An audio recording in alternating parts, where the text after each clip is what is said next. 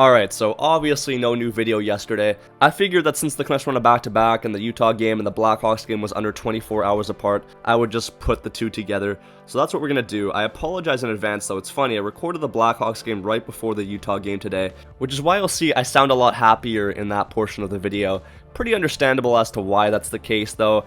I mean, the Canucks for the whole season have been pretty inconsistent, but, you know, they string a couple big wins together. The Calgary game was absolutely monumental, so you really thought that after that one, maybe they could actually put some wins together. They beat the Hawks with a very good effort, not that great of an accomplishment to be fair, but then today against Utah, another really big game, and the Canucks just go back to the same BS that we've seen. It's just not that great of an effort.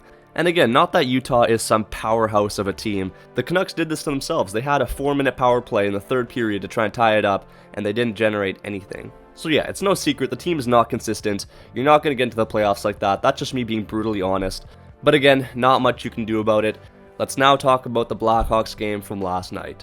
The Canucks had Shilovs back in the goal crease against Chicago, and he wasn't actually doing that bad to start, made some nice saves. Canucks, though, were obviously pressing. They were the better team. It was a matter of when, not if, and Quinn Hughes finally breaks the ice here with a nice dash and a wrister past Soderblom. 1-0 for the Canucks. 30 seconds later, though, it's Sherwood with a nice drop pass over to Tyler Myers, and he puts one by Soderblom in the exact same spot. That was a beautiful shot right there, and Myers continues to play well. 2-0 heading into the break. In the second, it's Suter to Garland. Good hand-eye coordination. He's one-on-one with the goalie, and he gets it by to make it a 3-0 lead for Vancouver. Canucks kind of coasted for the rest of the second period, and the Hawks made them pay. It's Alex Vlasic with a shot here, gets by a screen she loves, and makes it 3-1 heading into the second intermission. In the third, interesting moment, Pettersson with a beautiful move, followed by a snipe, seems to have gone in, but the play goes on. Hoglander a couple of seconds later puts it in, and they go to review it, but it turns out Pettersson's shot did go in the net, so he continues to be on a heater. Good to see him continue to shoot the puck. 4-1 for the Canucks. Hawks scored after that, but the Canucks get it right back afterwards. It's Sherwood with a beautiful pass behind the back over to Oman, who gets his first of the year. 5-2 for the Canucks. 8 seconds later, though, it's Pius Suter here off of this nice passing play, makes it 6-2, and the Vancouver Canucks take full control of this game. You even had Bedard getting a 10-minute misconduct. I do feel bad for Bedard. I don't think that he deserved that. But speaking of players that I also feel bad for, Filip Chytil went into the boards head first. Dirty hit from Jason Dickinson that didn't get called for anything, which was stupid. But Chytil, hopefully he's alright. He'll get reevaluated in 48 hours. But with that, he wasn't available for tonight's game against Utah, which going into it made it an even tougher test for the guys on the ice. Let's move on to that one, starting off with the first period of play. Utah did look like the hungrier team early on. They had some good chances, but Lankinen was up to the task. Give the Canucks a bit of credit, I guess. I mean, they're on their second back-to-back in a week. They had a couple shots toward goal, but nothing that threatening. This was a boring period, ended 0-0. Let's go straight to the second. This one got off to a better pace. I mean, Lankinen got barreled into after a goal here from Utah, so it was disallowed. And the Canucks actually responded in a pretty good way. They got a power play and got themselves the first goal. It was Quinn Hughes, who else, shot from the point, sneaks through after a deflection, and gives the Canucks a 1-0 lead.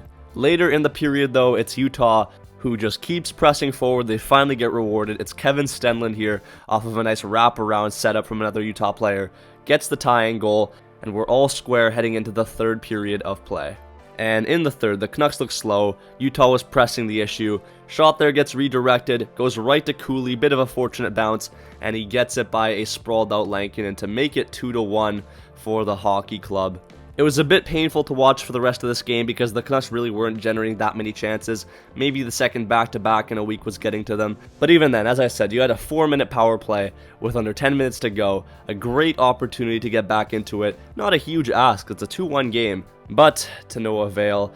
Utah kills it off and they get themselves an empty netter and make it 3-1 to keep their playoff hopes alive. As we all know, the Canucks love to make things interesting, and they've definitely made the wildcard race a lot more interesting with this Utah victory. They could have given themselves a nice cushion, but unfortunately, it's not going to be the case this time around. They have another game on Tuesday against the Winnipeg Jets. God save them, because I don't know how that game is going to go. And then a massive game against the St. Louis Blues on Thursday away. They're all big ones at this point. We'll see how the Canucks respond. We'll see what they do. That's all from me. Become a channel member with the join button. You'll get a shout out. For the first two channel members, Calvin999 Charlie and Kevan Hudson, Big ups to you guys. I'll see you in the next one. Peace out and take care.